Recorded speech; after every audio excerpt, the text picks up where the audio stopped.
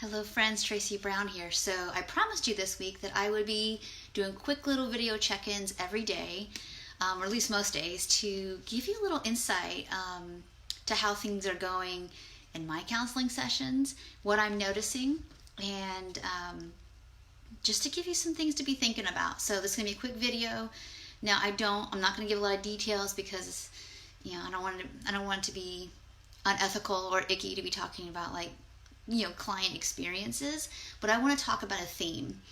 And so what I'm noticing that I've been seeing a lot lately, and honestly in the last 4 years of work with people who have had a lot more information about, I think I talked about this last week, where I'm noticing because there's so much information, so much to read and to listen to and to watch around attuned eating or intuitive eating, is that a lot of people still don't really, just from reading and listening to things, aren't really having a lot of embodied experiences with the process, and maybe doing it 6 months, 2 years, 5 years, 10 years, and still not fully know their signals of hunger and fullness. And that's where you and I need to stand in the gap for that.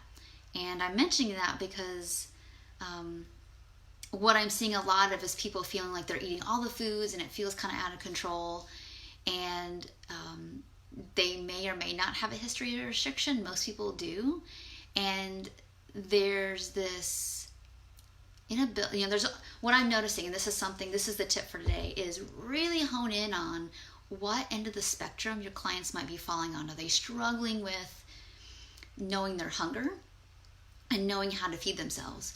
Or are they struggling with knowing where to stop and how to stop? And if they are overriding their signals of fullness, help them unpack that. If they can't quite get to I'm done fullness, how come that is? And that's usually because there's still some diet culture stuff running in their brain, even though, because of their fears about weight gain and honestly all the trauma they have around that, because of being usually either fear being criticized or actually have been criticized. That's the stuff that needs to unpack, and that's the stuff that I'm not seeing people receive. And I want you all to be the ones who stand in the gap for people for that. So anyway, that's what I'm seeing a lot of. Those are the clients that I tend to work with, is people who have done a good bit of work and they're still feeling stuck. And that means that somewhere earlier, we all have our own process. I totally get that not everybody's going to just read the book.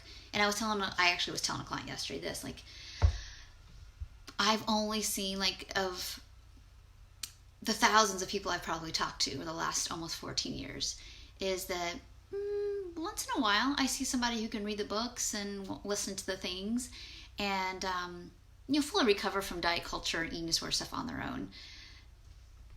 1 time out of 10 probably, maybe 2 if I talk to a bigger enough pool of people, maybe, but that's not very many. So that means 89% of people who have read the books and are doing the things need support. And so that's why I want to encourage you. There's more than enough people around to help. The question is how come they're not finding you? So that's why I want you to be thinking about, because there's a lot of things to offer people, and a lot of nuance to offer people. And I'm encouraging you to notice something that you feel really passionate about and stand in that gap. So for those of all of you who watched live, thank you all so much for coming. Please go back to the beginning of the video.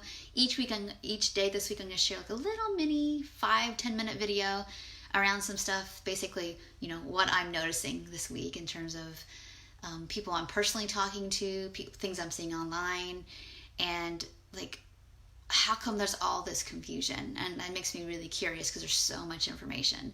And I think that's one of the issues, that there's a lot of information, but not enough of it's nuanced enough. And we need to help people understand that they deserve help. And so what kind of way can you offer that is accessible to them? So, all right, thank you all so much. I will see you in the next video. Take care.